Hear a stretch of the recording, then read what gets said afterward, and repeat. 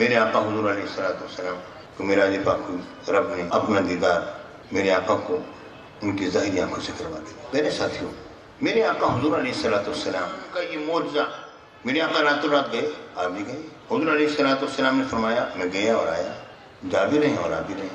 لوگ اس کو پہلے محالات عقلیہ میں سے سمجھا کرتے تھے، اور ایک بات ذہن میں رکھو کہ معجزہ وہ ہوتا ہے جو کہ محالات عادیہ میں سے ہوتا ہے، لیکن اس زمانے میں جانا اور آنا یہ عقلاً محال سمجھا جاتا تھا۔ آج کے زمانے نے بتلا دیا کہ یہ معجزہ ہے، اس کو معجزہ کہو، یہ محالات عقلیہ میں سے نہیں، محالات عادیہ میں سے تھا۔ پھر میرے آقا آسمان پر تشریف لے گئے۔ ہم یہ کہتے ہیں کہ میرے آقا لامکان گئے، جب لامکان میں گئے تو حضور علیہ السلام پہ مکی ہیں، لامکان کے تو مکی جب ہے تو مکان تو ہوگا۔ یہ کہنا لامکان میں گئے بات سمجھ میں آتی نہیں ہے۔ جب لامکان میں گئے تو بات جو یہ کہتے ہیں تو ظاہر ہے مکی ہوئے، تو جب مکی ہوئے تو مکان تو ہوا۔ تو لامکان میں جانے کا مطلب کیا ہے؟ پہلے بھائیو، پہلے مکان کی تعریف سمجھ لو، اس کے بعد پھر جان لو گے کہ میرے آقا لامکان میں کیسے گئے تھے۔ فلاسفہ اور متکلمین کے نزدیک جو مکان کی تعریف ہے وہ الگ الگ ہے، ذرا غور سے سنو میرے ساتھیوں۔ مکان کی تعریف کیا ہے؟ مکان اسے کہتے ہیں کہ جس میں حاوی کی سطح باطن تو جس میں ماہوی کی سطح ظاہر چھو رہی ہو، جس میں حاوی کی سطح باطن جس میں ماہوی کے لیے مکان ہوتی ہے۔ سمجھا دیتا ہوں، ایک یہ ہاتھ ہے اور ایک اس پر یہ ہاتھ آ گیا نا، اس کی اوپر کی سطح ہے اور یہ اس کی نیچے کی سطح ہے۔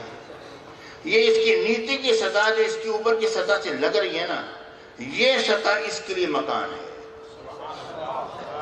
میرے آقا لامکان گئے، وجہ کیا ہے؟ بات اصل میں یہ ہے کہ میرے آقا وہاں گئے کہ کوئی بھی میرے آقا کے سطح ظاہر سے کوئی شے چھو نہیں رہی تھی، مخلوق میں صرف میرے آقا ہی آقا تھے، اس لیے میرے آقا وہاں۔ یہ فلاسفہ کی بات ہوگی۔ متکلمین کہتے ہیں مکان اصل میں وہ بود ہے جہاں پر کوئی شے آ کے ٹک جاتی ہے، آپ کے الفاظ میں، یعنی اس طرح کی ہمارا یہ ہاتھ ہے، کہیں ایسی جگہ پر چلا جائے، ہوا وغیرہ نہ ہو، کچھ بھی نہ ہو، بود جو ہے یہ طول عرض اور یہ عمق جو ہے اس کا، یہی اس کے لیے مکان ہے۔ یہ بود ہے جس نے آ کے کسی خلا کو آ کے گھیر لیا ہے تو وہ جگہ کے لیے مکان ہے۔ میرے ساتھیوں، بات اصل میں یہ ہے کہ یہاں پر متکلمین کا کہنا ہو یا فلاسفہ کا کہنا ہو، ہوا تو موجود ہے، لیکن میرے آقا تو وہاں گئے تھے جہاں پر بھی ہوا بھی موجود نہیں تھی۔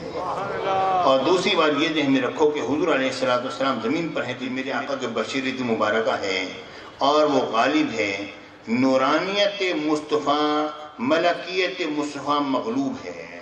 جب جبریل امین وحی لے کر آتے ہیں انسانی شکل میں، میرے آقا کو دقت نہیں ہوتی۔ جب وہ ملک کی صورت میں آتے ہیں تو میرے آقا حضور علیہ السلام کی پیشانی مبارک تر بتر ہو جاتی ہے، سانسیں مبارک تیز ہو جاتی ہیں۔ وجہ کیا ہے؟ وجہ یہ ہے کہ میرے آقا نے اپنی ملکیت کو بھی ظاہر کرنا ہے کہ سید الملائکہ سے میرے آقا کلام لے رہے ہیں۔ تو جبریل جب بشر بن کر آتے ہیں تو انہیں تو کوئی دقت نہیں ہوتی۔ بات اصل میں یہ ہے کہ میرے آقا جب ملکیت کو ظاہر کرتے ہیں تو بشریت ایسی ہوتی ہے، سب دیدار کر رہے ہوتے ہیں۔ ایک ہی وقت میں دونوں حقیقتوں کا اظہار مکمل طور پر ہو رہا ہوتا ہے، اور یہ سرکار مدینہ کی خواص میں سے یہ چیز ہے۔ تو میرے آقا حضور علیہ السلام یہاں پر ہیں، بشریت بھی ہے، ملکیت مغلوب ہے، نظر نہیں آتی، مگر جبریل امین جب اپنی اصلی صورت میں آتے ہیں تو اس ملکیت کو ظاہر کرنا پڑتا ہے میرے آقا کو، اور وہ ملکیت ملائکہ ہی کی اس کو دیکھیں گے، یہاں ہمارے دیکھیں گے۔ اور جب میرے آقا تمہارے دیش میں ہیں تو بشریت ظاہر ہے، ملائکہ کے دیش میں گئے تو ملکیت ظاہر ہو گئی اور بشریت موجود تھی، لیکن جب ان دو دیشوں سے نکل کر میرے آقا ماورا جب جاتے ہیں تو یہ دونوں چیزیں مغلوب ہو جاتی ہیں، نورانیت مصطفیٰ غالب آ جاتی ہے، اور وہ نورانیت وہ ہے جس کو آپ نہ کسی مکان سے ناپ سکتے ہیں نہ کسی زمانے سے ناپ سکتے ہیں۔ اس لیے کہا جائے گا کہ میرے آقا لامکان گئے۔